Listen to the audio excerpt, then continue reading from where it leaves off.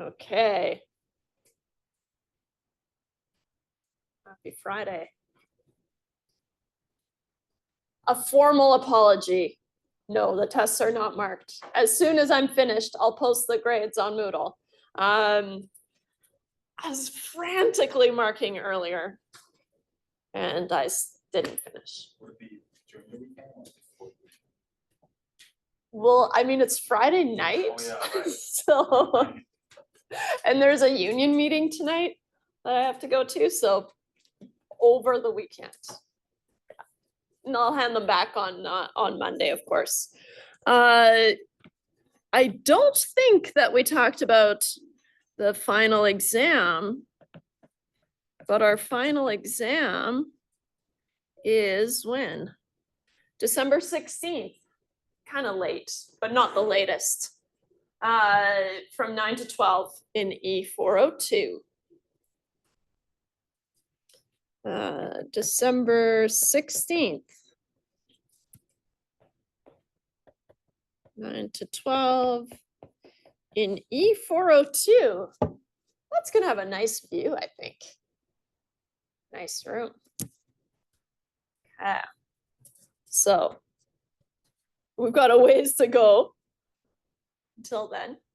But today we're gonna start exponents and logs, which may or may not be super comfortable with, or maybe it's been a while, or maybe you don't like them. It's really hard for me to know where you're coming from. So we're just going to start from the beginning. There are a couple of things that I am assuming that you know, but first a note of thanks, I guess. So Joya Daniluk is a friend and colleague. She has prepared these notes. That's why they're so nice, and a nice big font, and there's space, and they're just beautiful. And then shamelessly stolen by me. Just absolutely shameless. She did give me the tech file though, so that gives me permission. All right. All right. I feel like there was something else. Oh, that's what it was. I cannot remember, but I feel like I already mentioned that test 2 is on November 25th. So I've scheduled it for November 25th. And do we have a day of review for test 1? Okay, I snuck it in here with recursion. So we'll just do a little bit of recursion, and then we'll do test 2 review. So not a whole class, but, and then test 2 is on the Monday. And I guess in a different color, test number 2 is on November 25th.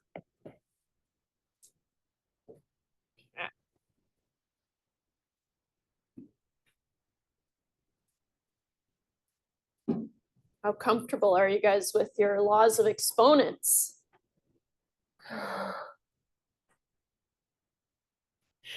This means super comfortable, right? Yeah, I can't wait. These laws of exponents, I do expect you to know these already. So I expect you to know these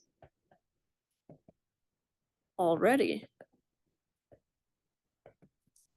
I'll even throw in an exclamation mark. But let's just talk about them just briefly, because I will be relying on these laws today and in the future. If I write a to the power of n, of course, that means a times a times a, n times. That one's fine, I think. A to the power of 0, anything to the power of 0 is 1, right? As long as a is not 0, right? You can't have 0 to the power of 0, that's 0, but anything else to the power of 0 is 1.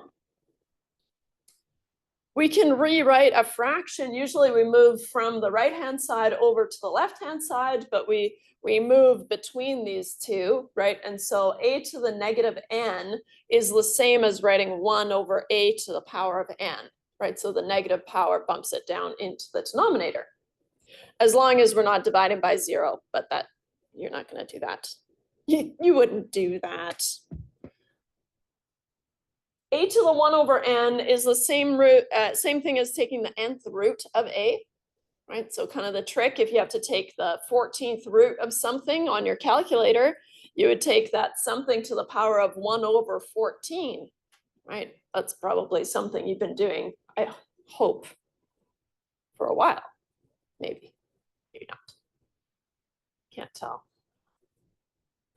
It's been a while since I was in high school, so I don't know what they're doing anymore. By the same logic, if you have a to the power of m, now let's see, I wish I had a little bit more room here. This is the same as a to the power of m to the power of 1 over n. So you can rewrite it. Yeah. So you can extract one of those multiples in the power, and then you can rewrite it as a to the power of m and then the nth root of that. Or if you prefer, which is the same thing as a to the 1 over n to the power of n, because you could just multiply m times 1 over n and get m over n. Should have used different letters than n and m because they sound very similar. But traditionally we use m and n. M and n. A to the power of m times a to the power of n, then you add those powers as long as they have the same base, right? So you have to have the same base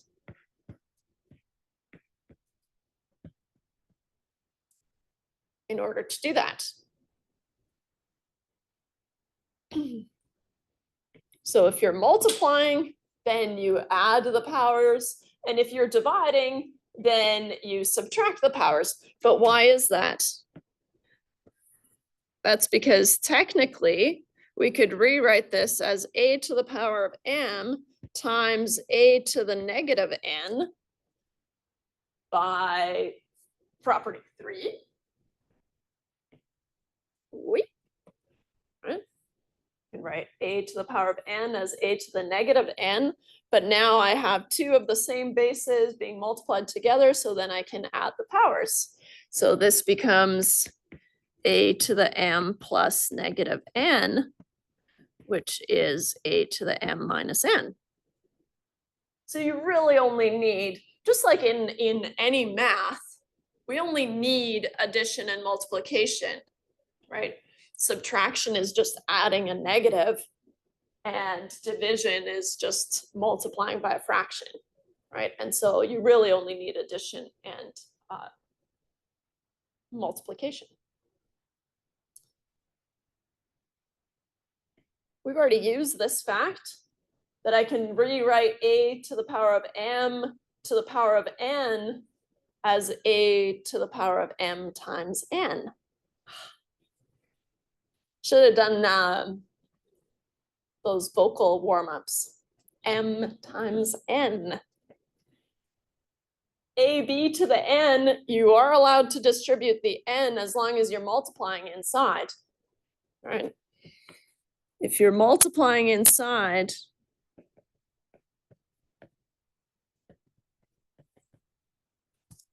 then you can distribute the power inside, right?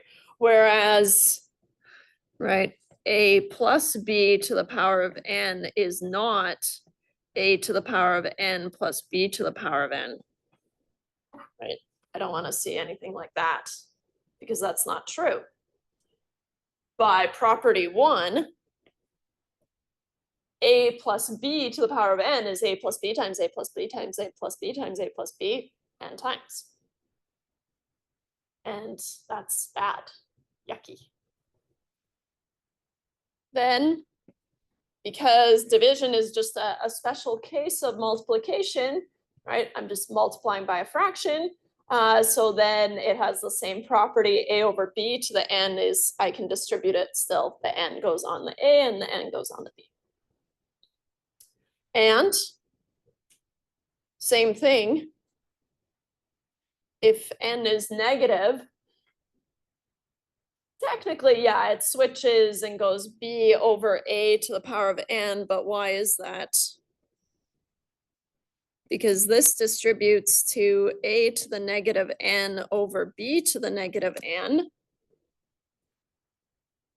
Oh, this doesn't look like a b, does it? Which is 1 over a to the n times 1 over b to the negative n. But b to the negative n is the same. So 1 over a to the n times b to the negative n by bringing that upstairs. So then I get 1 over a to the n times b to the n, negative times negative n is n. And then I get b to the n over a to the n. With that common power, I can pull that outside and I can say b over a to the n. So there is this property, but I expect you to be able to move there just using the other properties. Do you have these on your formula sheet? Well, that's a great question. I don't think so. I think you have a few. And my iPad's been doing something weird lately. On your formula sheet, let's drag these in here.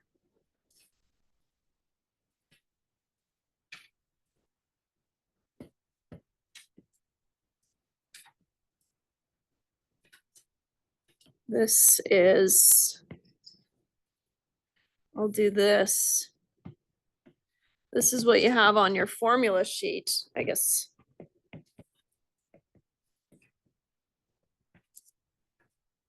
Worth getting to know what you have. Like I said, these are, it's really all you need. Okay. B to the x times b to the y is b to the x plus y. B to the x over b to the y is b to the x minus y. And multiplying the powers. And b to the negative x is 1 over b to the x.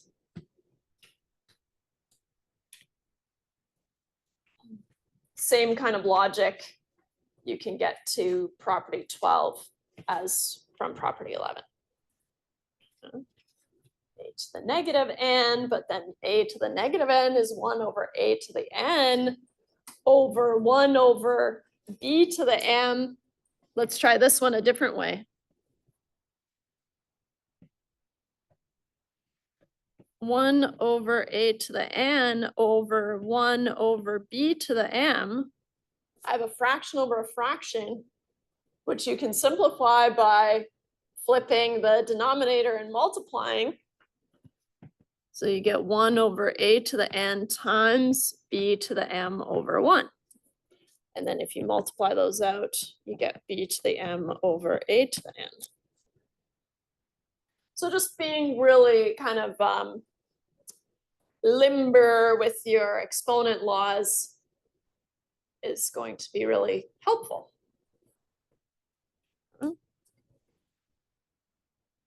Okay. Any questions about those? Kind of ring a bell, maybe. Have you done exponents and logs in your other courses yet? No? Touched a little on log, but that was just really quick. Just a, okay. Thank you.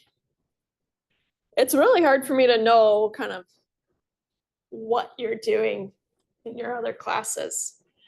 But, okay, so today, I'm just gonna talk about exponential functions and then moving into logarithmic functions, which used to be super difficult to work with before computers.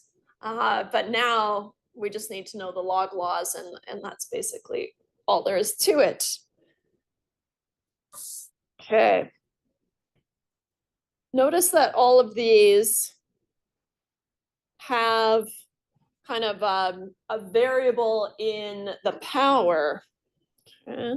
And so an exponential function is going to be something of the form y equals f of x, which is b to the power of x. So now what we have is let's see here. We have some constant to the power of, and maybe I'll use a different color, to the power of the variable x. So now the variable is in the power, whereas before, versus if you have something like x squared, right?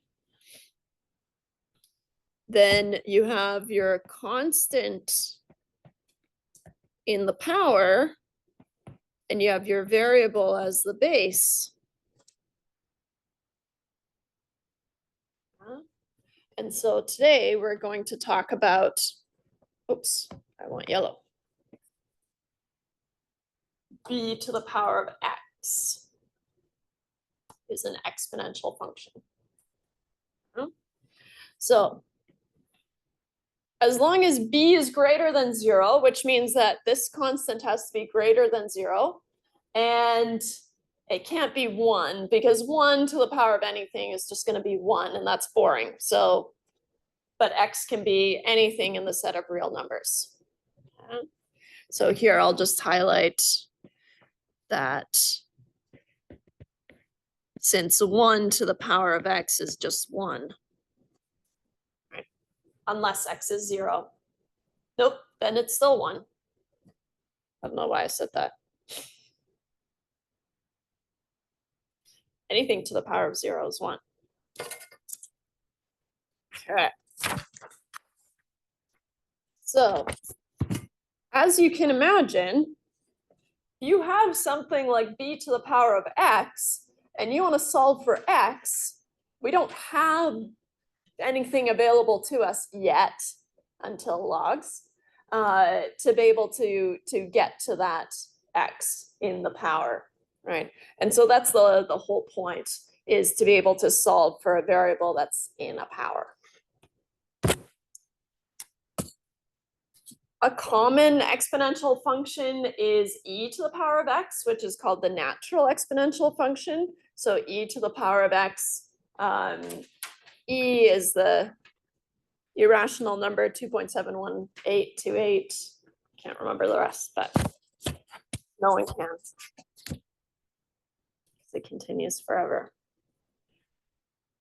If we look at the graph of b to the x, there are two different options. One is if b is greater than 1. And so let's see here. If we have, I wanted just a little bit of space here. Think.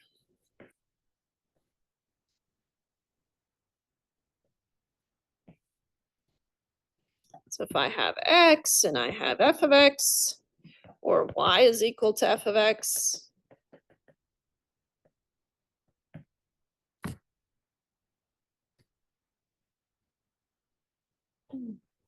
if we have b to the power of x, if I let x be 0, then b is going to be, or b to the power of 0 is 1.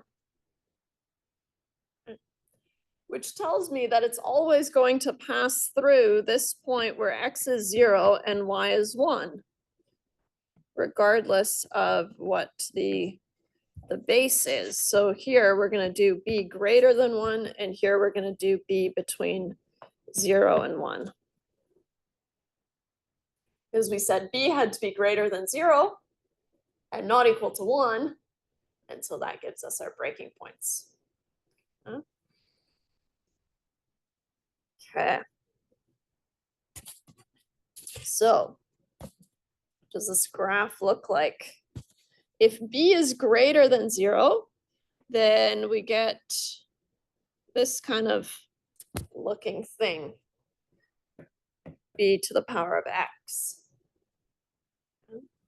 So exponential functions are used to model things like exponential growth, like bacteria, that kind of thing.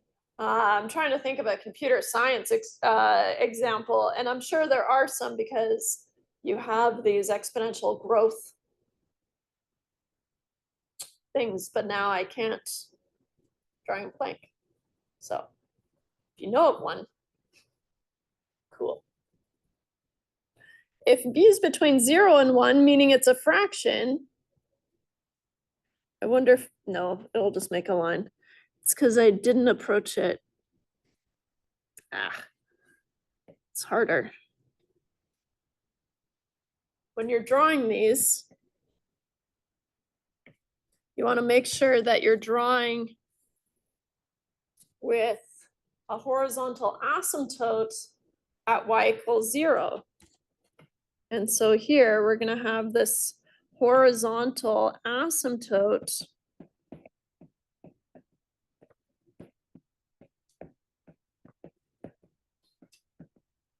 at y equals 0. That's not really going to come into play for us. It's just a fact. So we haven't talked about asymptotes or anything like that. And so it's fine if you never think about it again. But it is a fact. It does have a horizontal asymptote. A horizontal asymptote means that it approaches the x-axis but never actually touches it. So it keeps going to infinity and negative infinity on the x-axis, and it keeps going to negative infinity, positive infinity, but in the other way. So our domain, wait.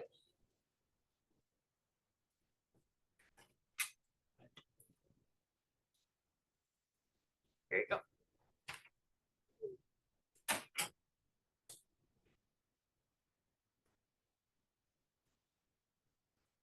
The domain, which again, we haven't really talked about in this class, might ring a bell from other classes.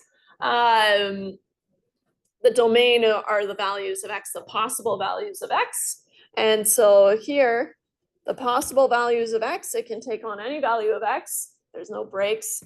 And so from negative infinity to positive infinity. We have talked about sets though. And the set of real numbers is the interval from negative infinity to positive infinity.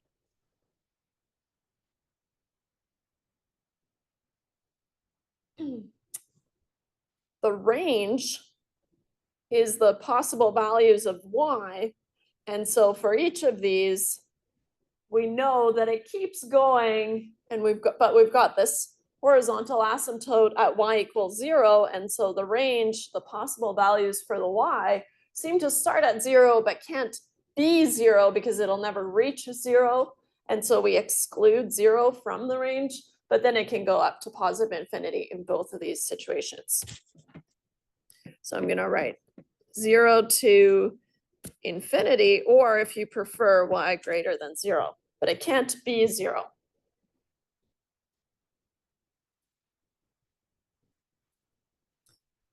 And then we said y equals 0 is a horizontal asymptote.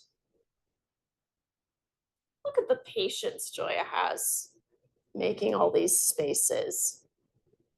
I just write it out as a fact. Oh, we'll let it slide. B to the power of x increases, meaning it's going up, up, up, up, up like this, if b is greater than 1, and decreasing if it's between 0 and 1. If b is greater than 1 and decreases if b is between 0 and 1.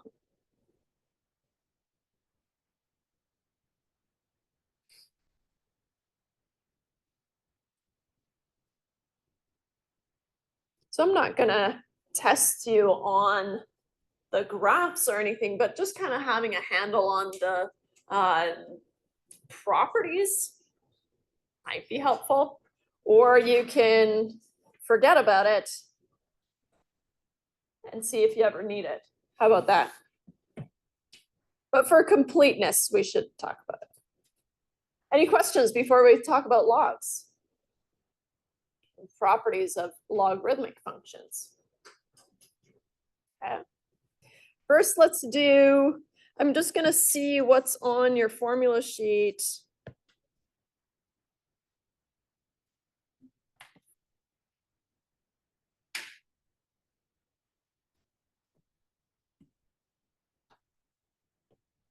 So on your formula sheet, you have this.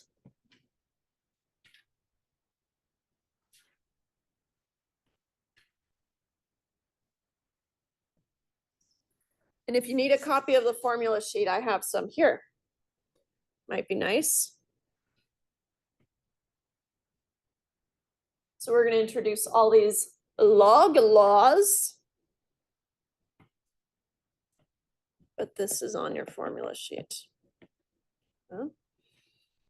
So if y is b to the power of x, what we said is, okay, sometimes I want to get at this x. Okay. And so the way we're going to do that is by logs. So if y is b to the power of x, or I guess I have it in a different format, which will translate, that's an oversight on my part. If y is b to the power of x, then x can be rewritten as the log base b of y. Okay. Or on your formula sheet, I have if a to the y is equal to x, then log base a of x is equal to y. That's the same. I've just swapped the x's and y's, but that's and a's and b's, but that's kind of confusing, I guess.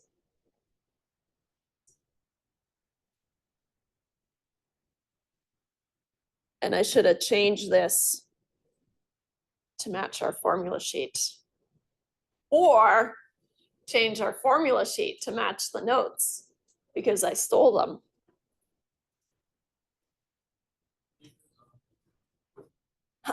Yeah.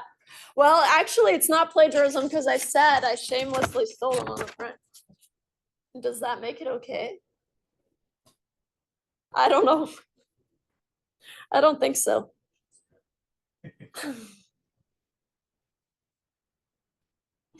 I should have said something with permission. Okay. So, okay. If I have something that I want to get at in the power, then what I can do is I can say, okay, well, I can rewrite this. And so here in this case, x is the exponent.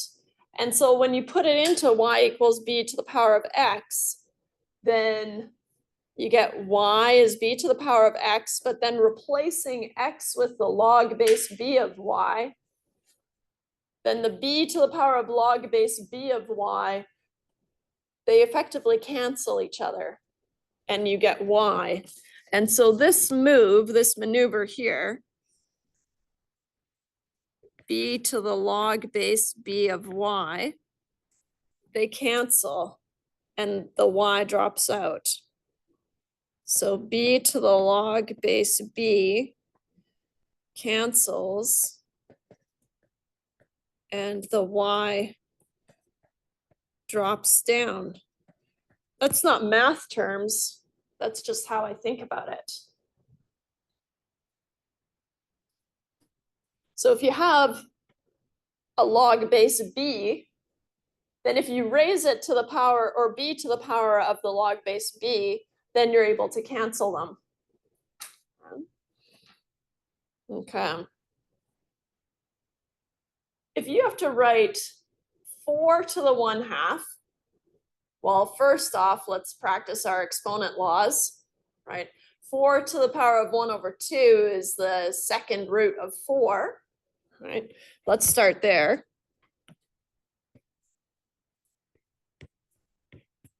Which we know is 2, so we're convinced that's true, right?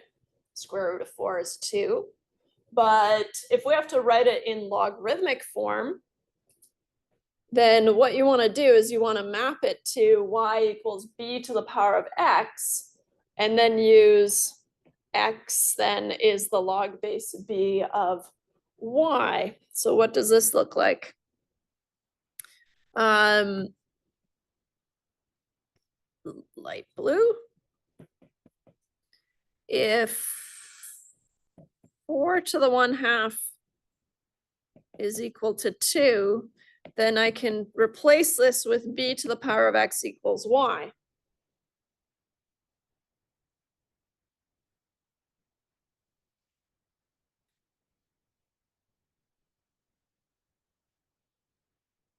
So then x is the log base b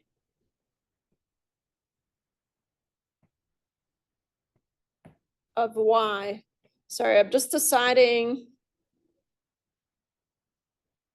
whether to use the formula sheet version.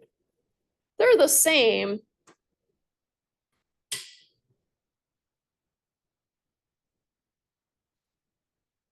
We'll do both.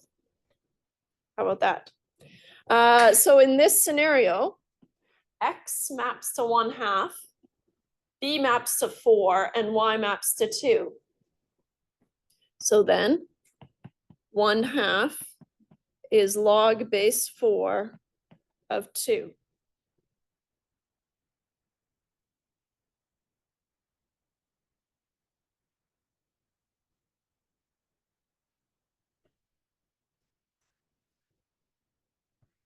Or from the formula sheet, if a to the y is equal to x, then the log of a x is equal to y. Now what we have, and I don't want to do a whole page because it's just going to be itty bitty. But in this case, a is, oops, a is 4, y is 1/2, and x is 2. So then a log base 4 of 2 is equal to 1/2, which is the same, obviously.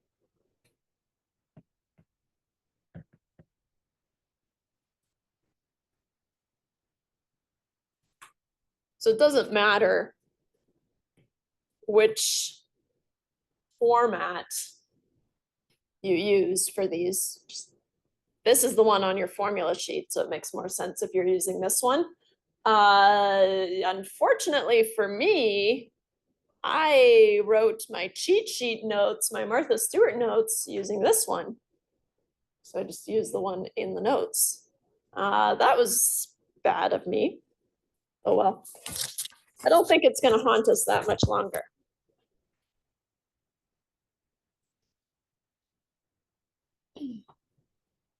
Find x given that -2 is the log base 3 of x. Okay. So from the formula sheet,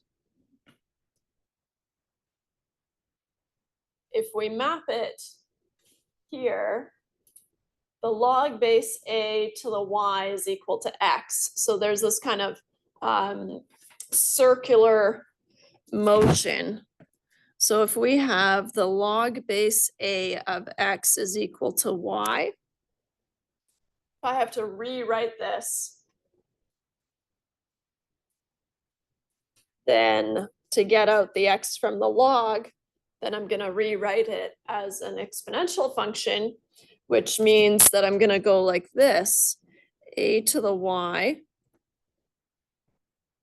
a to the y, and then a to the y is equal to x, which gets you back here. This doesn't look like a y.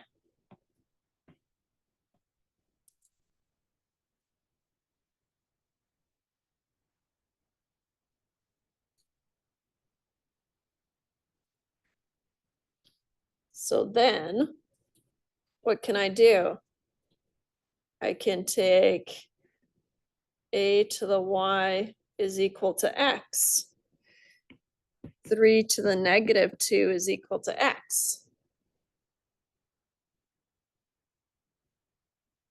Or 1 over 9 is equal to x if you prefer. Or 1 over 3 squared is x. But I probably would have quit at 3 to the negative 2, that's fine.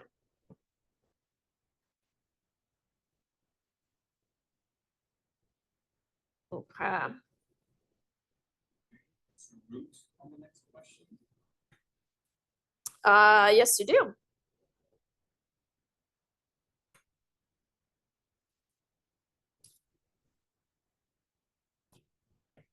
Nice. So here, by the same method, if I'm trying to find b, I need to kind of get it out from under the log. And so then I can take b to the negative 4 is equal to 1 over 81. So b to the negative 4 is 1 over 81. There's a couple of different ways that you could write this.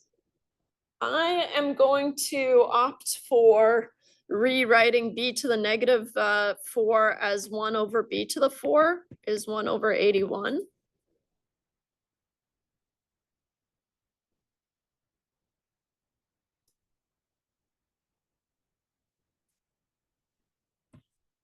That means that these two have to be the same, right? 1 over b to the 4 has to equal 1 over 81, which means b to the 4 must be 81.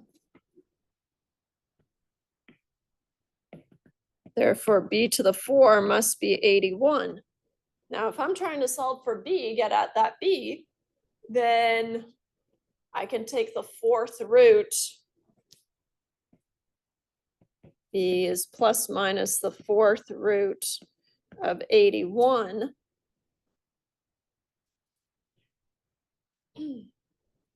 Anytime you take an even root, you get the plus and the negative. That's just a note.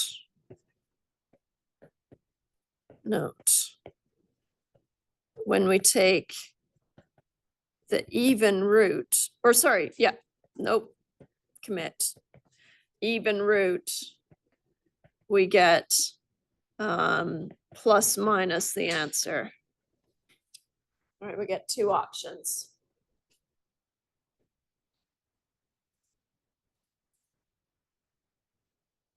How are you going to solve the fourth root of 81? We use those exponent laws. Right?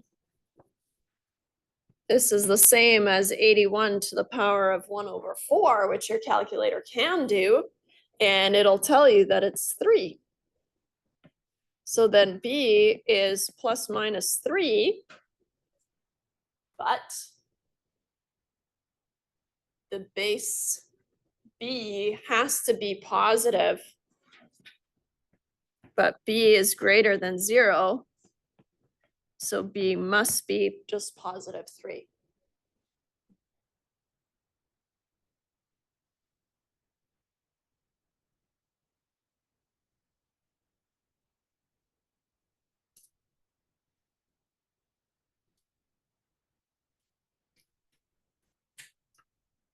I'd already sent it to the printers when I realized there's no room for the graph of log base b of x, but that's okay, we'll just sneak it in here. Now the log base b of x is going to, just as a fact, it is going to pass through 1, 0. And it's going to look like this. And it's going to have a vertical asymptote at x equals 0. Log base b of x.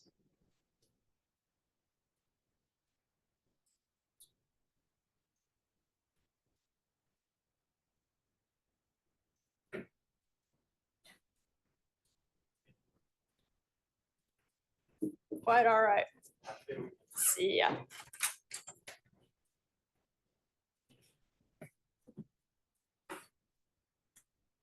See ya. The domain, your x's can be anything greater than 0. See ya. Got some exponent and log champs here.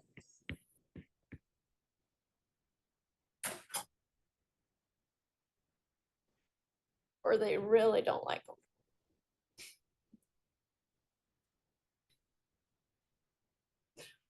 So x has to be greater than 0. And the range, well, it can be the set of real numbers, or if you prefer interval notation, negative infinity to infinity. This little guy here is going to be very important. Just like in this previous example where we eliminated one of the options, right? We said, okay, well, the base has to be positive, and so then it can't be -3. So in the same way, we're going to have to remember that we can't take the log of anything less than 0 or equal to 0. So we can only take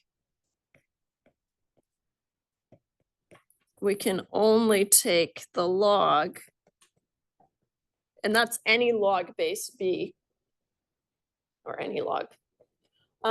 We can only take the log of values greater than 0. And not including 0.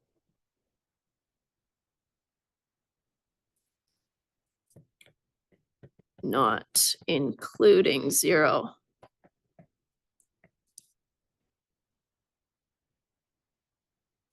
And then we said, okay, at x equals 0, and if we can't take the log of 0, well, that's because we have a vertical asymptote there.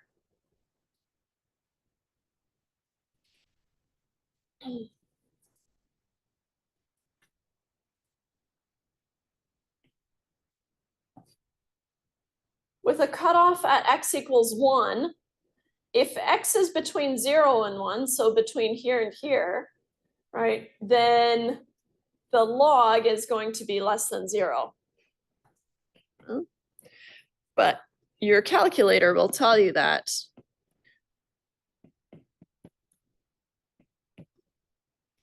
Do your calculators have a log empty base button? Maybe that doesn't make sense. My calculator has this very snazzy log empty base empty entry button. Let's see here. Do I have a picture of the calculator here?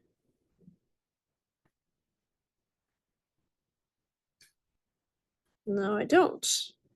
I thought I did though, so that's kind of weird. So on your calculator,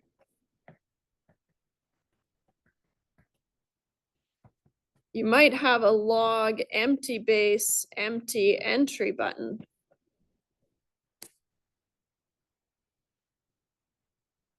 So that's worth looking for, because then you can take the log of any base. We're going to have tricks, because obviously that's kind of a new thing. New in the past, I don't know, 20 years probably. And so there's tricks to moving between bases, but it's worth seeing if you have one. If from the graph, if x is equal to 1, then we already established that the output is 0. So then y is the log base b of 1, which is 0. Why? Because if we rewrite this as an exponential function, b to the power of 0 equals 1. Right? Anything to the power of 0 is 1. And if x is greater than 1, so from here and moving out on the x-axis, then your log is also greater than 1. Log base b of x is also greater than, greater than 0. It's positive, not greater than 1. There's a typo here. Than.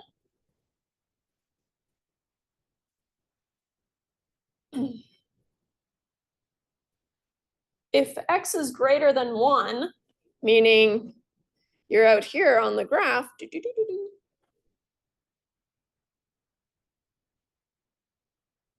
then x increases more rapidly than the log. And so that's because it's got this arc, and so it's going to kind of curve out and kind of plateau down. It is eventually going to go to infinity, but it's going to take a long time. And it's slower than x. If you compare the graphs of something like y equals 3 to the power of x and y equals log base 3 of x, then here, this, let's see, color coding is the line y equals x, blue y equals log base 3 of x, and red is y equals 3 to the x.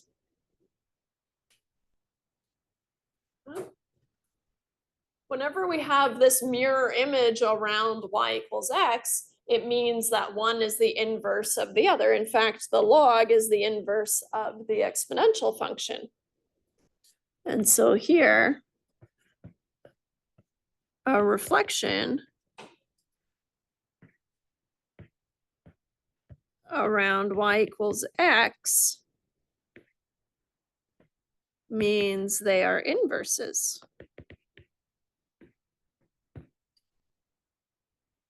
Which is how we're going to kind of ping pong back and forth between the two.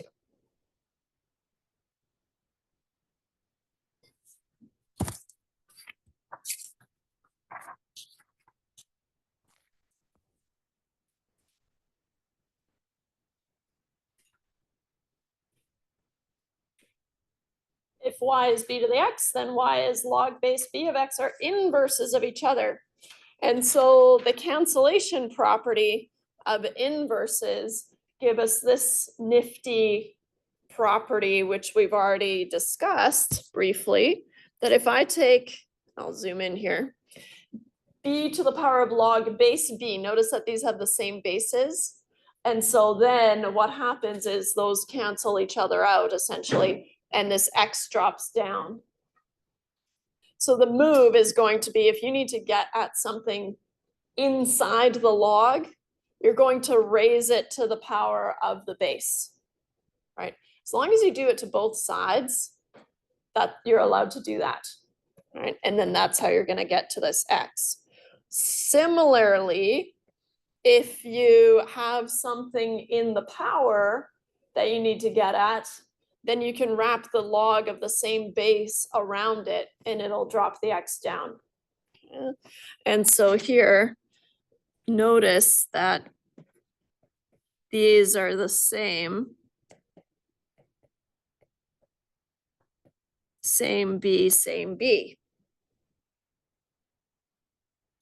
And so we're going to use this to solve logarithmic and exponential equations.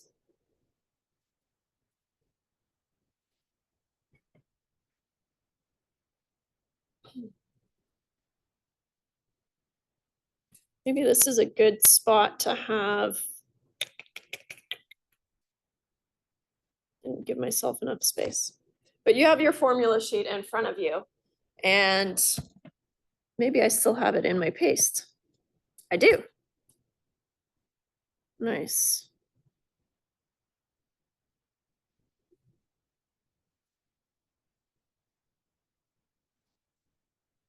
I'll put it here nice and small, but I'll highlight the ones that are on your formula sheet. So here, this one's on your formula sheet. Here. Log base B, that one's on your formula sheet. This one's on your formula sheet, here. They should all be pretty much on your formula sheet. We're gonna come to that next one, log base B. This one's on your formula sheet. And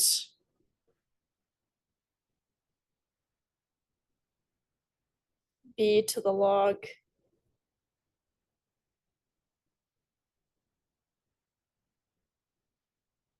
So this is on your formula sheet.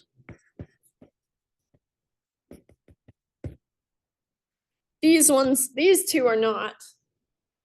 But let's go through the first couple first. If you have a log base B with multiplication inside, how you're going to break that up is it turns into addition if you kind of distribute the log. So here, notice that you have multiplication.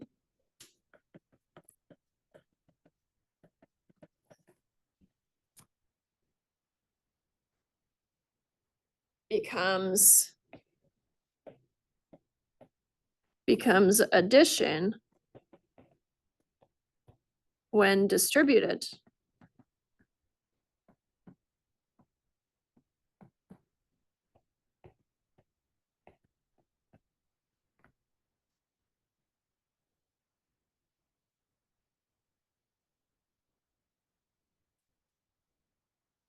It's another law. If you have division inside, it becomes subtraction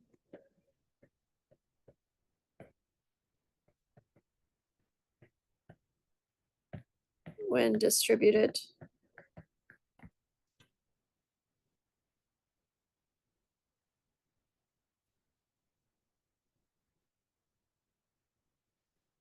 Notice that we can't distribute into addition or subtraction inside the log.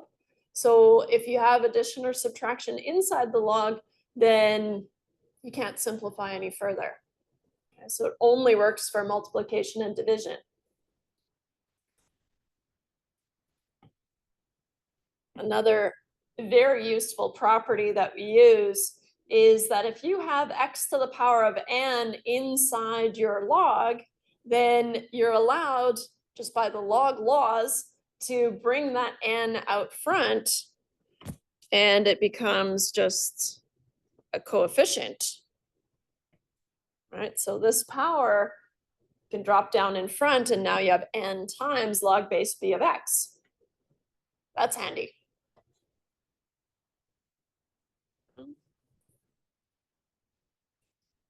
Using that, do you technically need this second law?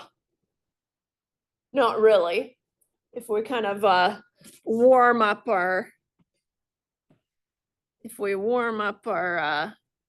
exponent and log laws, this is the same as log base b of x times y to the -1.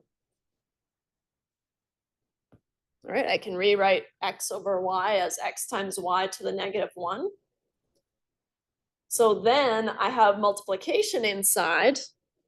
So this becomes log base b of x plus log base b of y to the -1.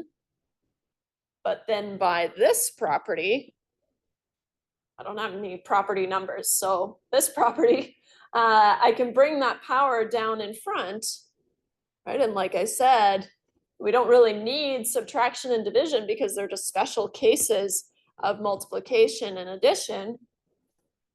And so we get log base b of x plus -1 times log base b of y, which is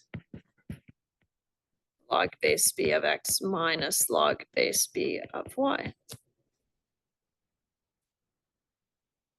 So that's kind of fun. So you don't need that second property. You get it because it's on your formula sheet, but you don't really need it.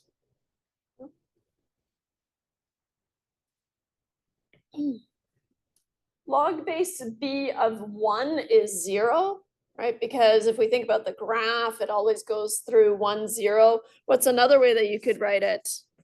You could say, well, I could rewrite this as b to the 0 equals 1.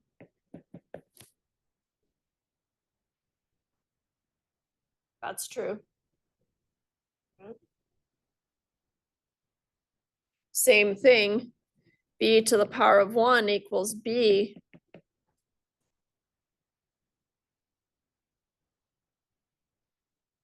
So then log base b of b is equal to 1, right? And so that's that cancellation property that we use quite a bit. And we have the more general form on the formula sheet, log base b of b to the power of n, not just b to the power of 1, but b to the power of n is n, because log base b of b to the power of n, but I can rewrite that as n times log base b of b, which is n times 1, which is n.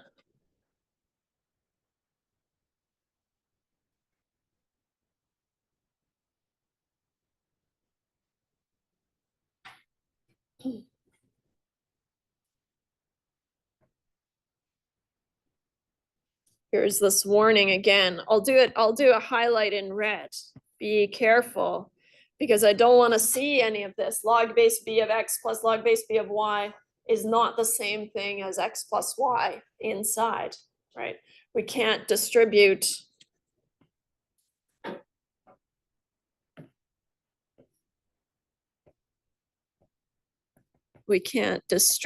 the log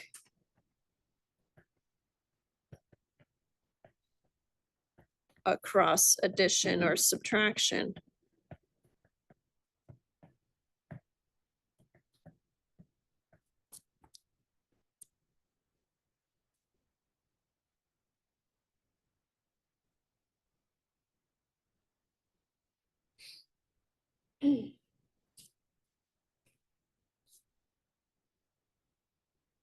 Oh, there's another typo here.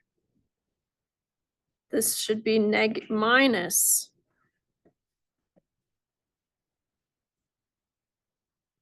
Otherwise, they'd be the same. Little copy pasta error.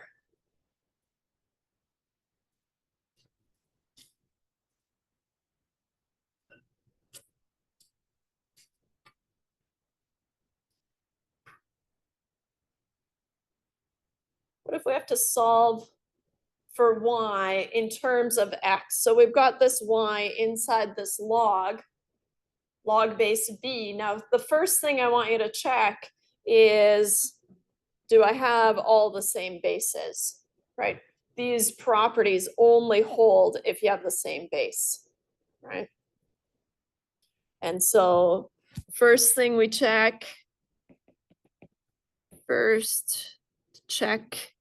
it is all in the same base.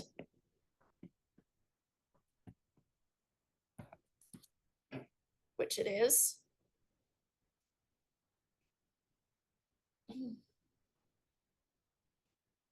What can I do if I'm trying to get at the y?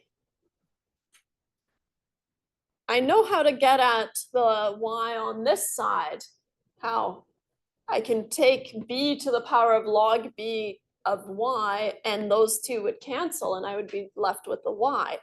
I can't do that on this side yet until I have it as one log. And so we need need to write this as one log base b, before we can move forward.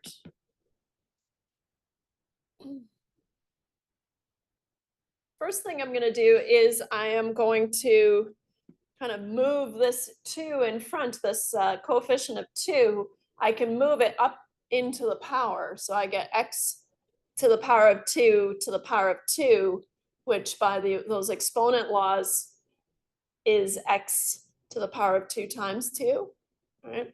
And so here I get log base b of x to the power of 2 to the power of 2 plus log base b of a. But like I said, this is the same thing as log base b of x to the power of 4 plus log base b of a.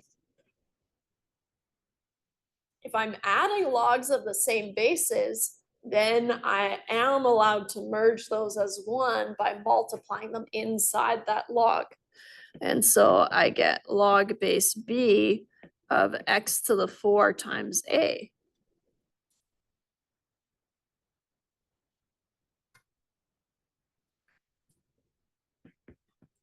Bringing back, if nothing's changed on the other side, you don't need to write it until you need it again. So I'm gonna do it properly and raise b to the power of both sides, right? As long as I do it to both sides, I'm allowed to do that. Or you could just have a look and say, okay, log base b of something equals log base b of something. Well, those two things should probably be the same then, right? And so you're allowed to do that, but technically what we're gonna do is, can I find a different color?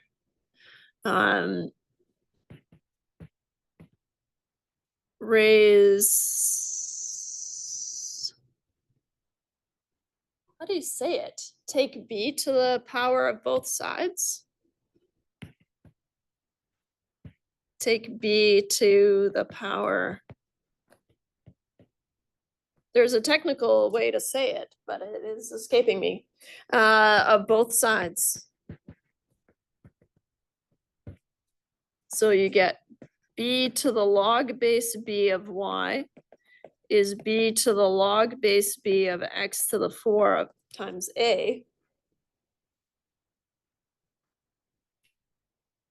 which is technically how you're going to get these to drop out. And you get y is equal to x to the 4 times a, or a x to the 4, if you prefer.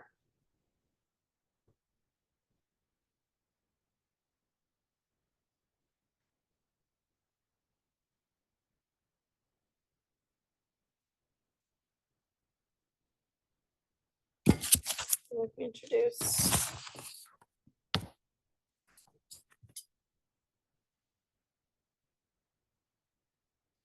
Any questions?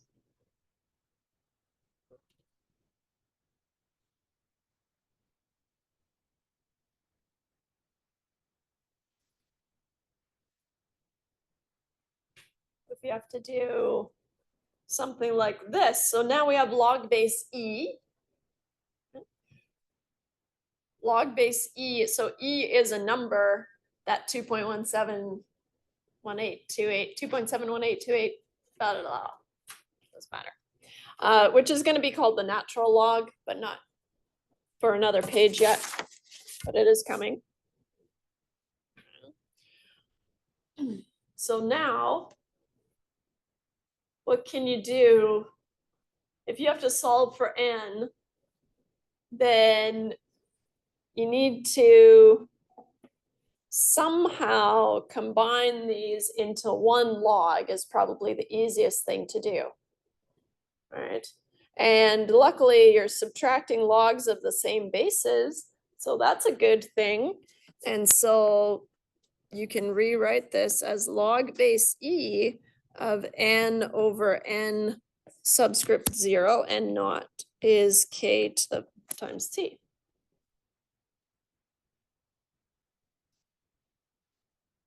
This feels like a physics function, but I don't know what for. Doesn't matter. So then, if I'm trying to get at this end here, this end here, then how am I going to do that? The only way I can do that is by raising both sides to the power of e, or e to the power of both sides, right? Because I have a log base e, and so to cancel that log base e, I'm going to take e to the power of log base e of n over n naught. And as long as you do it to both sides, e to the power of kt, oh, this should be an n naught. There.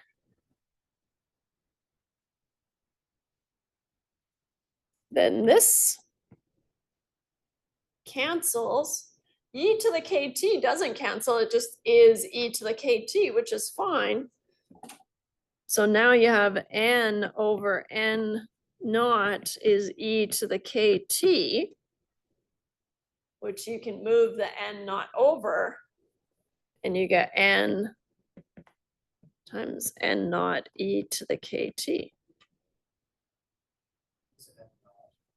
N naught is usually an initial n, like a starting point for n. In physics, I'm guessing it's like the initial newtons or something weird. But a subscript 0 is usually just a starting value.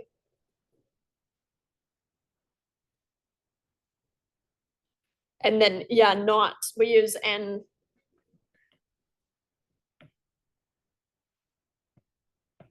N naught is really n naught, or null, or 0. Is it N-O-U-G-H-T? Doesn't matter. N-A-U?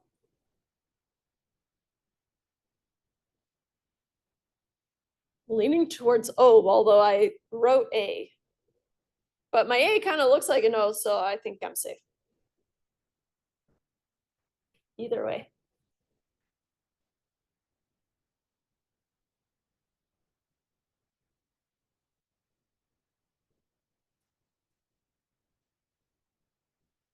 I think there's a couple of these. We'll do this one together. And I'll give you a moment to try the next one on your own. You have to expand this thing, right? We can expand as long as there's multiplication and division inside, then we can expand it until we can't expand anymore. So if I have y is log base 3, now usually my first move is to just write out the division as two big chunks of logs.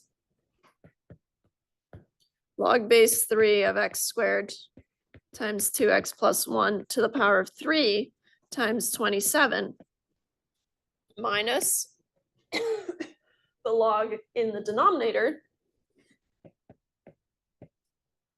log base 3 of x plus 1 to the 7 times 4x plus 2 to the power of 8.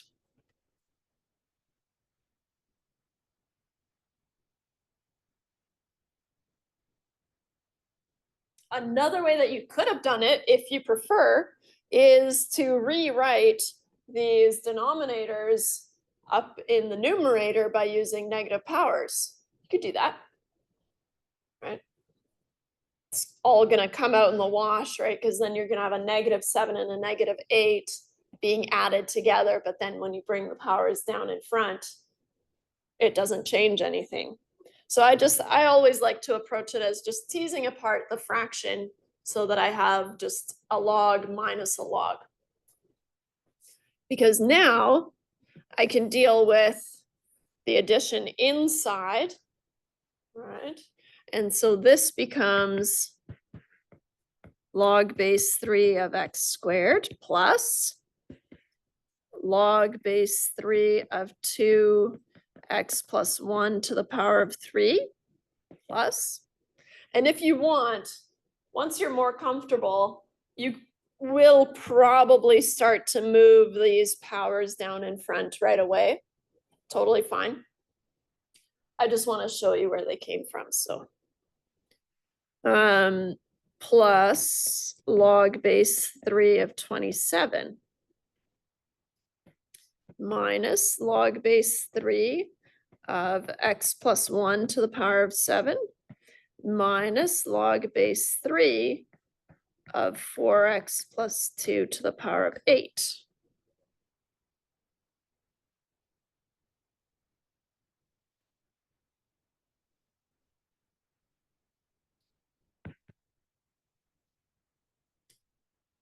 If I have to expand this completely, then that involves bringing those powers down in front as coefficients or multipliers.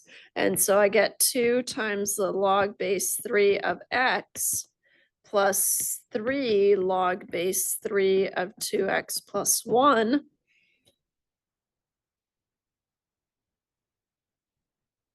You can do log base 3 of 27 on your calculator if you have the button. Log base 3 of 27, which is 3. Otherwise, you'd have to think about what? You'd have to think about, okay, 3 to the power of what equals 27? Right? Which is harder. But if you've got the button, then you can replace it with 3. Actually, just in case you don't have the button. Does everyone have the button? Do you know? If you've got like a scientific Casio, usually they do.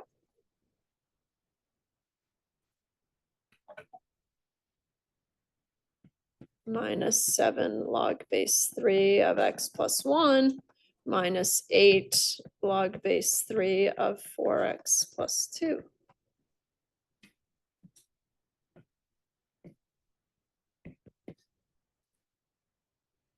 It's equal to 3.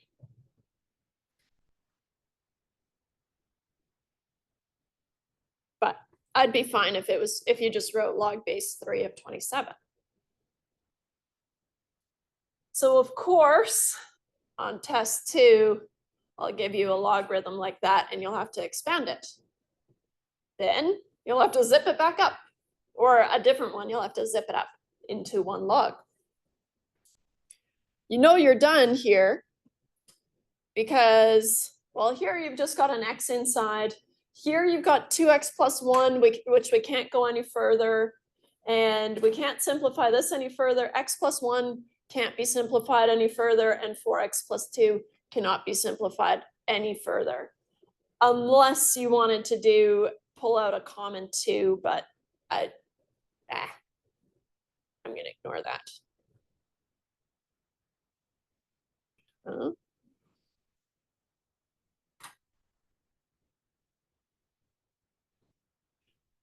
going to pause the recording and give you a couple minutes to work through this one on your own.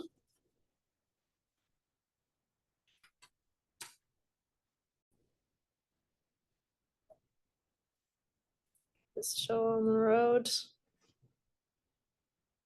It's weird that there's no one in the Zoom room. Usually there's people in the Zoom room.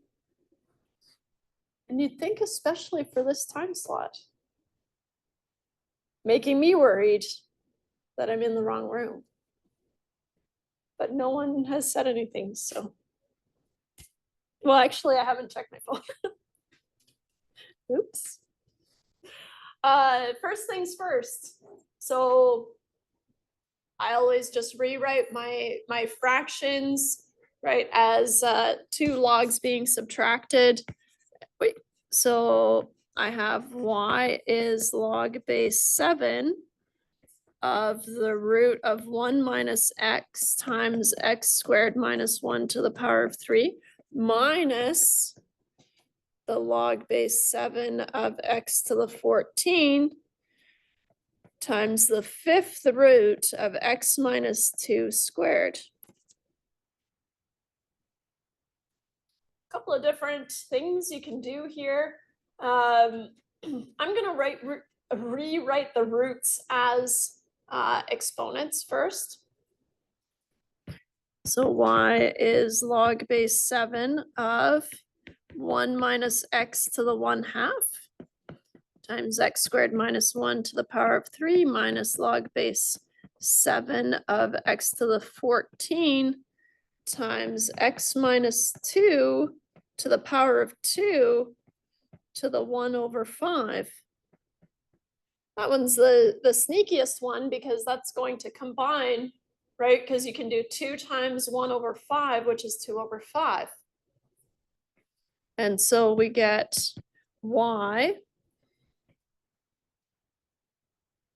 I'm not going to do a whole line just to combine the 2/5. You could, but I'm lazy.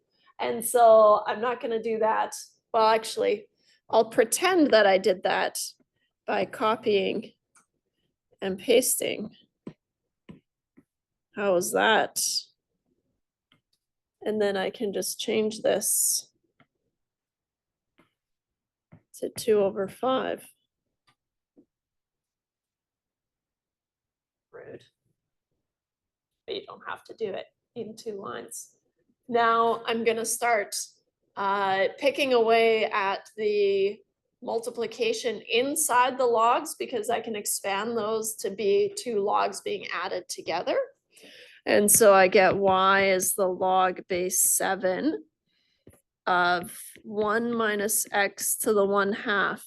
And just as before, if you feel comfortable moving that 1/2 down in front right away, right, moving this guy down in front, that's totally fine. I'm not going to jump there quite yet. But as we get more comfortable, we will.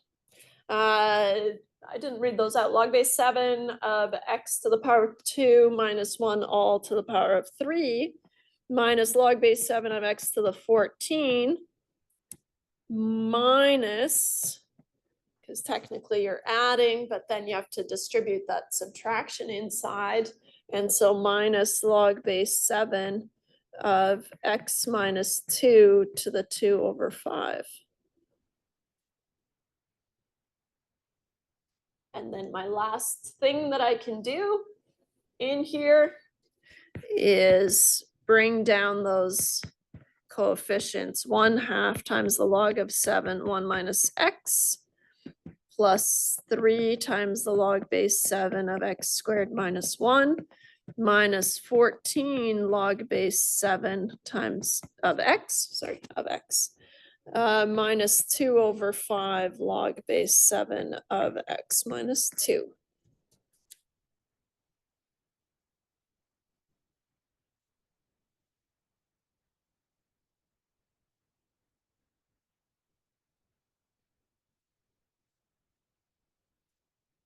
And then we're done.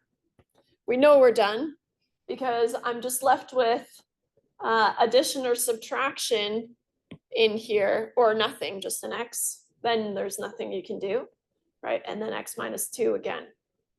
So there's nothing left to do. And that's how you know you're done.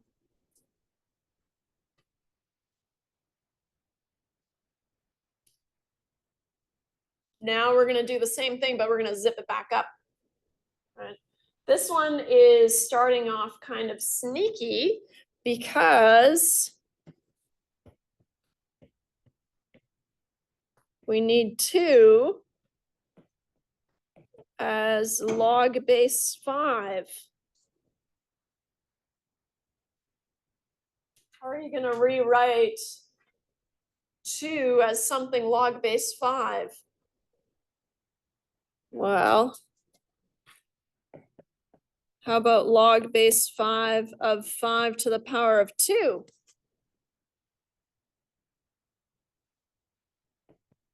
Is equal to 2.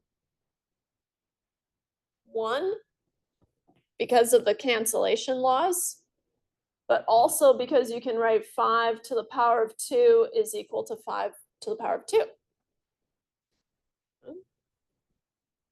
So instead of 2, you're going to rewrite that as log base 5 of 5 to the power of 2. And that is just 2.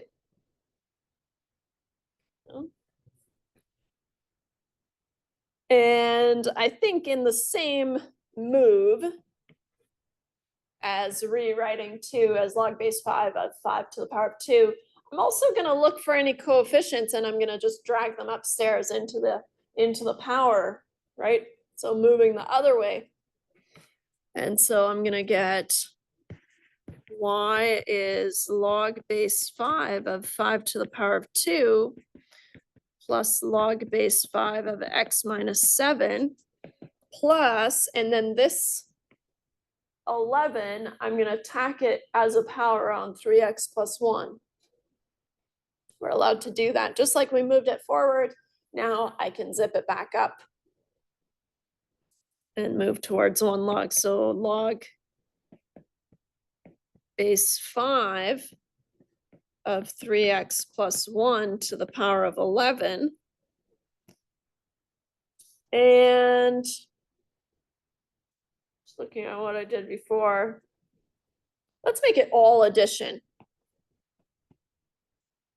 So here, if I make it addition in the -2, that means that I'm going to bring the -2 up top. You can keep it subtraction, because what does subtraction create when you zip up the log? Then you're dividing, right? Or you have a negative power being multiplied. They're going to do the same thing. But let's do log base 5 x to the -2. And then I'll do the same thing for the other 2 terms as well. Whenever I run out of space on a line like this, and I'm not following it up with an equal sign, I just indent a little bit, kind of 1 term or so, just to indicate, make it easier to read. And I say that because I anticipate that you'll have the same situation. Log base 5 of x plus 1 to the power of -3 plus log base 5 of x minus 1 to the -5.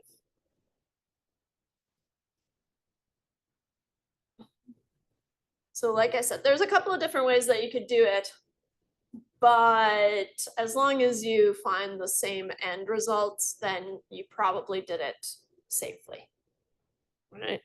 Whether you bring that negative power upstairs or if you treat it as division inside the log, doesn't matter. Okay, so now I have all these bare bones, log base 5, log base 5, log base 5, log base 5, 5, 5. So now I can multiply these all inside 1 log base 5. Log base 5 of 5 squared times x minus 7 times 3x plus 1 to the power of 11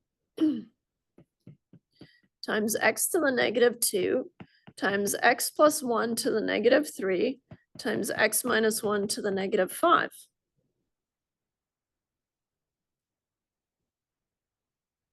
I can clean this up and rewrite it as a fraction, much in the same format that the other ones were given.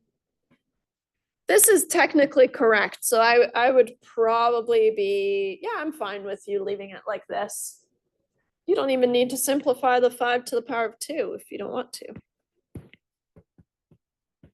But how we have been seeing these things is 5 to the power of 2 times x minus 7 times 3x plus 1 to the power of 11 divided by x squared times x plus 1 to the power of 3 times x minus 1 to the power of 5, all in the denominator.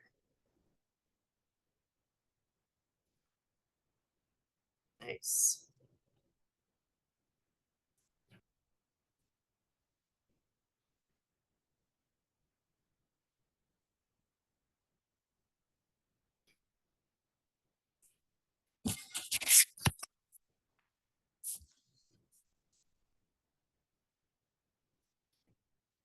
It was another space issue that I missed. You have to combine these.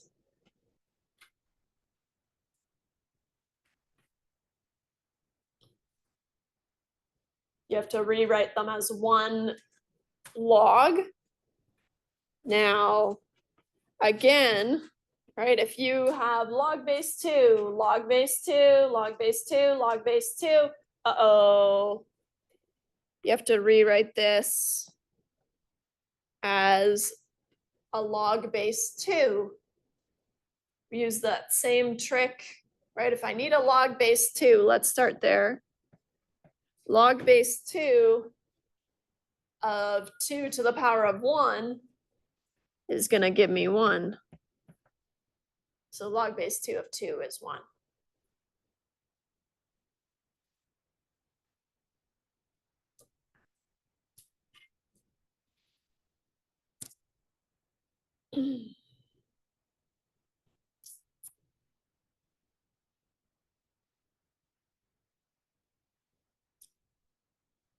Next thing I'm going to do, or once I have all the logs the same base, then I can start bringing the coefficients upstairs, right, into the powers.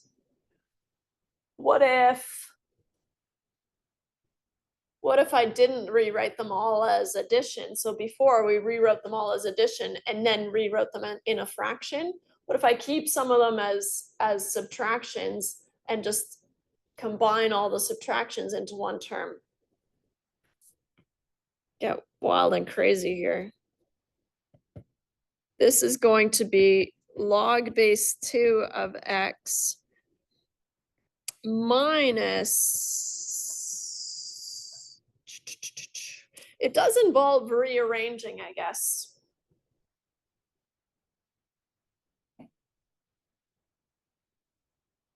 Or should I just stick to the same method that I was using? Where I bring all the negative powers upstairs and turn everything into addition. Yeah, let's do it. Plus log base 2 of 4 minus x to the negative 3 plus log base 2 of 3 to the 7 plus log base 2 of x plus 4 to the negative 1 plus log base 2 of 2 to the negative 1.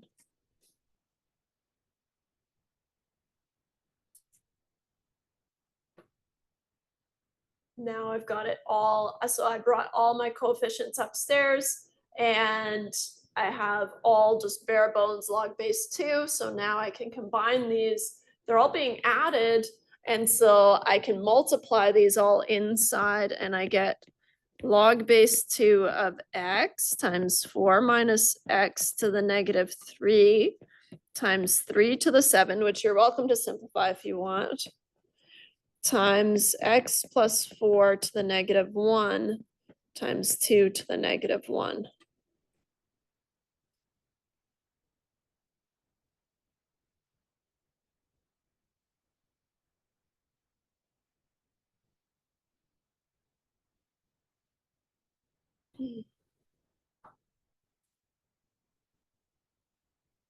If I rewrite this,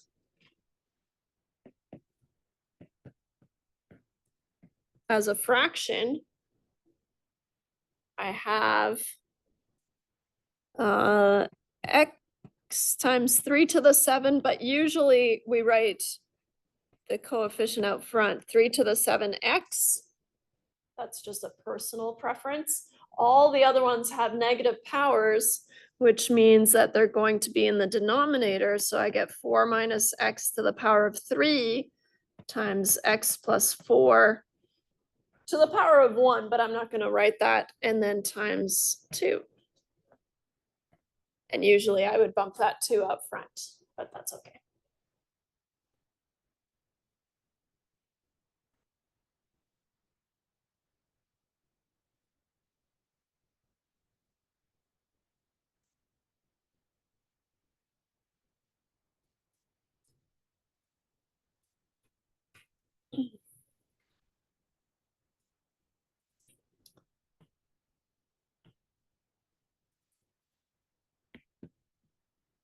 log base e of x. I write it as a script ln, but it's really the ln of x. It's the most commonly used log, especially in statistics. And so for me, growing up, academically growing up, it's the only log we used. And so sometimes I slip up and I just call the ln. So ln is usually what they call it in high school, I think. I just call it the log, which can be confusing. I admit that. Try to keep a handle on it. But the natural log is log base e, and we write it as ln. But you'll see I have a script ln because I am so used to writing it. So the natural log is just the log base e versus, I'll introduce the common log. The common log is log base 10 of x, but we just write it as log of x usually. So if you just see log of x, it means log base 10 of x. Any other base, it will be specified. Okay. Any other base will be specified.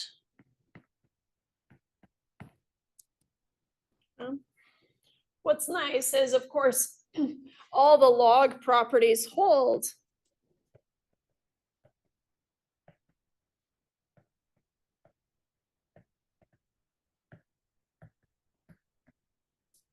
That looks like a mean smiley face. Eee. That's better.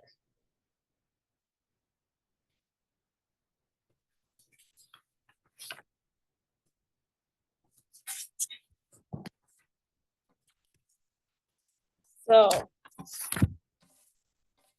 my question to you is, do you want to keep going, or do you want to try these on your own? Because I was just going to give you time to work through these anyways. So how about, or am I like an hour early? No, we're fine. And you guys stuck around. So that's really nice of you. I'll leave these, let you work through them. I think you could even take it as far as finishing the whole package, although we'll work through the rest on Monday. But you can try it and see how far you get, right? And if you don't have a copy of the formula sheet, it might be helpful to grab one.